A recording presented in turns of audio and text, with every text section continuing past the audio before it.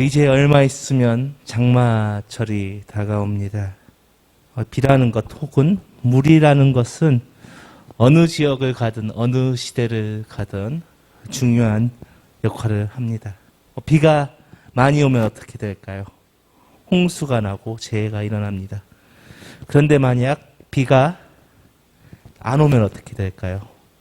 농사를 지을 수가 없습니다. 조선시대만 해도 왕의 할 일은 할 일 중 하나가 관제와 치수 사업이라고 해서 백성을 다스리는데 필수적인 사업이었습니다. 그렇기 때문에 많은 시대의 왕들이 저수지를 만들고 수로를 만들어 물을 관리하려고 애썼습니다. 그런데 물 관리에 실패하면 어떻게 될까요? 그 나라는 망하고 맙니다. 고대에서의 물은 신의 영역이었습니다. 물 문제가 생기면 그 나라의 국군이 다하기도 합니다. 요엘서에서도 이러한 일들이 계속됩니다. 이스라엘은 수년 동안 가물었습니다. 비가 오지 않았습니다. 요엘 선지자가 오늘 본문에 예언을 하게 된 것은 계속되는 가뭄과 거기에 메뚜기 재앙까지 닥쳤기 때문입니다. 이스라엘에게 왜 이러한 가뭄과 메뚜기 재앙이 오게 되었을까요? 하나님의 징계의 일종입니다. 모세부터 솔로몬 시대까지 많은 이 메뚜기와 가뭄이 하나님의 징계라고 말했습니다. 그런데 이스라엘 백성들은 그것이 하나님의 징계이고 경고임을 알아 먹었을까요? 아닙니다. 알지 못했습니다. 요엘 선지자는 이러한 모습 때문에 이스라엘 백성들을 하나님께서 심판하실 것이라고 경고했습니다. 그러나 요엘 선지자는 심판을 선포하는 것만으로 그치지 않았습니다. 요엘서 1장에서는 하나님의 백성이 회개하고 하나님께 탄원하면 하나님께서 그 탄원에 응답해 주신다고 말했습니다. 그리고 새로운 은혜를 부어 주신다고 말합니다. 그러고 나서 여러 가지 일들이 있고 난 후에 오늘 예언이 선포되는 것입니다. 우리 오늘 본문 21절을 함께 읽겠습니다. 시작. 땅이여 두려워하지 말고 기뻐하며 즐거워할지어다. 여호와께서 큰 일을 행하셨음이로다. 아멘. 오늘 본문의 선포 배경은 이스라엘 백성들의 제사장들이 하나님께 회개를 하고 탄원을 하면서 시작된 것입니다. 오늘 우리가 읽지는 않았지만 2장 17절을 보면 제사장들이 하나님께 탄원하는 장면들이 나옵니다. 그리고 하나님께서 그 탄원을 들으시고 19절과 20절을 통해 회복에 대해서 응답하셨습니다. 그리고 나서 오늘 요엘 선지자는 이렇게 말합니다. 하나님의 하실 일에 기뻐하라. 그런데 어떻게 기뻐하라고 하는 것일까요? 오늘 본문에서 기뻐하며라고 쓰여진 단어의 히브리어 단어는 길입니다. 이 길이라는 단어는 일반적인 기쁨이나 개인적인 기쁨을 이야기할 때는 사용되지 않는 것입니다. 보통은 축제의 기쁨, 공적인 기쁨을 말할 때 사용되는 단어가 이 길이라는 단어입니다. 다시 말해 공식적으로 기뻐하라, 공적으로 기뻐하라라고 말하고 있는 것입니다. 공적으로 기뻐하라라는 것은 무엇일까요? 다시 말하면 하나님께 예배로서 기뻐하라는 말입니다.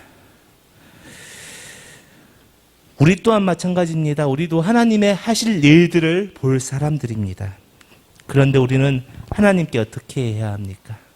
하나님의 하실 일에 기뻐해야 합니다. 그런데 어떻게 기뻐해야 될까요? 오늘 요엘 선지자의 말씀처럼 예배로서 기뻐해야 할 것입니다. 그렇다면 왜 요엘 선지자는 예배로서 기뻐하라고 했을까요? 우리 오늘 본문 22절, 23절을 함께 읽겠습니다. 시작. 들짐승들아 두려워하지 말지어다. 들에 풀이 싹이 나며 나무가 열매를 맺으며 무화과 나무와 포도나무가 다 힘을 내는도다. 시온의 자녀들아, 너희는 너희 하나님 여호와를 말미암아 기뻐하며 즐거워할지어다. 그가 너희를 위하여 비를 내리시되 이른 비를 너희에게 적당히 주시리니 이른 비와 늦은 비가 예전과 같을 것이라. 아멘. 왜 공적으로 기뻐하냐? 오늘 본문에서 회복을 하신다고 말하고 있습니다. 그런데 요엘 선지자는 이 회복에 대해서 다른 방법으로 기뻐하라고 말하는 것입니다. 여호와 안에서, 하나님 안에서 기뻐하라고 말합니다. 그런데 그렇기 때문에 공적으로 기뻐하라고 말씀하고 있는 것입니다. 오늘 본문을 보니 사람뿐만 아니라 동물과 무화과 나무와 포도나무도 고통을 받았다고 나옵니다. 그리고 이들도 하나님께서 회복시키신다고 말합니다. 23절을 보니 또 파종에 필요한 이른 비와 추수의 결실을 맺기 위한 늦은 비를 주신다고 말씀하십니다. 왜 요엘 선지자는 이렇게 말하는 것일까요? 하나님께서 직접적인 회복이 아니라, 기적이 아니라 하나님의 섭리를 회복시키겠다고 말씀하고 있기 때문입니다. 이 이른 비와 늦은 비는 추수의 1년 주기를 말하는 것입니다. 이 이른 비와 늦은 비를 주신다는 것은 이 파종부터 추수까지의 1년 동안의 주기가 회복되는 것입니다. 그런데 이 주기가 지금은 이루어지고 있나요? 아닙니다. 가물어서 아무것도 먹지 못하고 있습니다. 이 이른 비는, 그러면 이 이른 비와 늦은 비가 무엇일까요? 이른 비는 이스라엘이 겨울이 시작되기 전 10월에 내리는 비를 이른 비라 합니다. 이 이른 비가 내릴 때 이스라엘 백성들은 파종을 합니다. 그리고 겨울이 지나고 3월에서 4월이 되면 이제 무엇을 해야 될까요? 이제 추수를 해야 되겠죠. 이때 추수할 시기 때도 이른 비만큼은 아니지만 약간의 비가 옵니다. 그런데 이때 내린 비가 곡식을 여물게 합니다. 이 비를 느린 비라고 합니다. 이스라엘에는 이 10월에 내리는 이른 비와 추수할 때 내리는 이 느린 비가 내리지 않았습니다. 그리고 이 이른 비와 느린 비가 오지 않음으로써 이스라엘 백성들뿐만 아니라 들짐승들도, 그리고 포도나무와 무화과 나무도 고통을 받았답니다.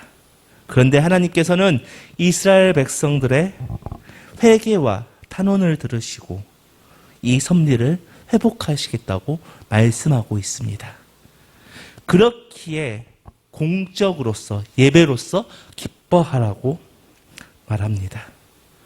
그런데 이 이른 비와 늦은 비를 더 살펴보면 매우 중요한 것을 발견할 수가 있습니다. 이 이른 비와 늦은 비는 하나님께서 사람들을 축복하실 때 쓰는 방법입니다.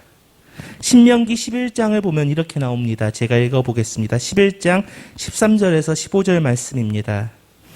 내가 오늘 너희에게 명하는 내 명령을 너희가 만일 청종하고 너희의 하나님 여호와를 사랑하여 마음을 다하고 뜻을 다하여 섬기면 여호와께서 너희의 땅에 이른 비 늦은 비를 적당한 때에 내리시리니 너희가 곡식과 포도주와 기름을 얻을 것이요 또 가축을 위하여 들에 풀이 나게 하시리니 내게 먹고 배에 부를 것이라. 모세는 이스라엘 백성들에게 말합니다. 여호와를 사랑하는 자들을 여호와께서 기억하시고 이른 비와 늦은 비를 주시고 곡식과 포도주와 기름을 얻게 해주신다. 다시 말해 하나님을 사랑하고 섬기는 자들에게는 하나님께서 하나님의 자연의 섭리로서 사람들을 축복해 주신다고 말씀하는 것입니다. 그런데 오늘 본문의 이스라엘 백성들은 왜 이 하나님의 섭리의 축복을 받지 못했던 것일까요? 이것을 보려면 예레미야서를 보면 알 수가 있습니다. 예레미야 5장 24절, 25절의 말씀을 보면 이렇게 나옵니다. 또 너희 마음으로 우리에게 이른 비와 늦은 비를 때를 따라 주시며 우리를 위하여 추수 기한을 정하시는 우리 하나님 여호와를 경외하자 말하지도 아니하니 너희 허물이 이러한 일들을 물리쳤고 너희 죄가 너희로부터 좋은 것을 막았느니라. 이스라엘 백성들은 이 자신들의 죄 때문에 이 이른 비와 늦은 비를 받지 못한 것입니다. 그렇기에 하나님의 섭리가 막혀 버린 것입니다. 그러나 오늘 본문에서는 하나님께서 이스라엘 백성들에게 이 자연의 섭리의 회복을 명하고 있습니다. 어떻게 회복을 명하나요? 하나님이 막으신 그 섭리를 회복시키고 이들의 어려움을 돌아보겠다고 말씀하고 계시는 것입니다. 하나님은 우리를 회복시키실 때 여러 가지 방법으로 우리들을 회복시킵니다. 그런데 우리는 그 회복의 방법에 대해 너무나 오해할 때가 많습니다. 말도 안 되는 놀라운 기적으로 우리를 놀라운 방법으로 우리를 회복시킬 수도 있습니다. 그런데 그것은 일부죠. 전체가 아닙니다. 하나님은 우리를 회복시키실 때 하나님의 섭리대로, 하나님이 만드신 그 창조 원리대로 우리를 회복시키시는 것입니다. 그런데 그것은 우리가 느끼기에는 매우 느려 보입니다. 어쩌면 우리 눈에 보이지 않는 것처럼 보입니다. 그런데요, 우리의 삶에 그 하나님의 섭리가 회복되지 않는다면 우리는 어떻게 될까요? 우리는 하나님의 섭리가 없다면 우리의 삶에서 그 추수의 열매를 맺을 수가 없을 것입니다. 오늘 본문에서 이른 비와 늦은 비를 통해 이스라엘을 회복시키신 것처럼 그 자연의 섭리를 회복함으로 그 기본적인 것을 회복시키면서 이스라엘을 회복하신 것처럼 하나님은 우리를 회복시키고 다시 세우실 때 자신의 섭리대로 아주 작은 것부터 세워 가시는 것입니다. 그런데 그 결과는 무엇일까요? 우리 24절을 함께 읽겠습니다. 시작. 마당에는 밀이 가득하고 독에는 새 포도주와 기름이 넘치리로다. 아멘. 그것만으로 끝나지 않습니다. 우리 26절도 함께 읽겠습니다. 시작. 너희는 먹되 풍족이 먹고 너희에게 놀라운 일을 행하신 너희 하나님 여호와의 이름을 찬송할 것이라. 내 백성이 영원히 수치를 당하지 아니하리로다. 아멘. 오늘 본문에서 하나님은 이스라엘 백성들에게 이렇게 말씀하십니다. 이른 비와 늦은 비를 주겠다. 다시 가뭄에서 벗어나게 해주고 풍요롭게 해주겠다. 거기 그뿐만 아니라 그동안 겪었던 수치, 기근들, 가뭄, 원수의 핍박 등을 받지 않게 해주시겠다. 모든 것에서 구원해 주시겠다. 과거와 같이 수치를 당하지 않게 해주시겠다라고 오늘 이스라엘 백성들에게 말씀하고 있습니다. 하나님은 이 말씀을 우리에게도 해 주시고 있다는 것입니다. 그렇다면 우리는 이 회복을 맛보려면 어떻게 해야 합니까? 우리도 하나님께 탄원해야 한다는 것입니다. 이스라엘 백성들이 심판을 받고 수치를 당할 때, 그 고난을 당할 때 그들은 하나님께 회개하고 탄원했습니다. 그리고 그 탄원을 하나님께서 들으셨습니다. 우리도 이렇게 회개하고 탄원해야 한다는 것입니다. 우리는 이미 인생에서 이른 비와 늦은 비를 이미 받았습니다. 그런데 우리가 인생을 살다 보면 원하지 않게 고난을 당할 때도 있습니다.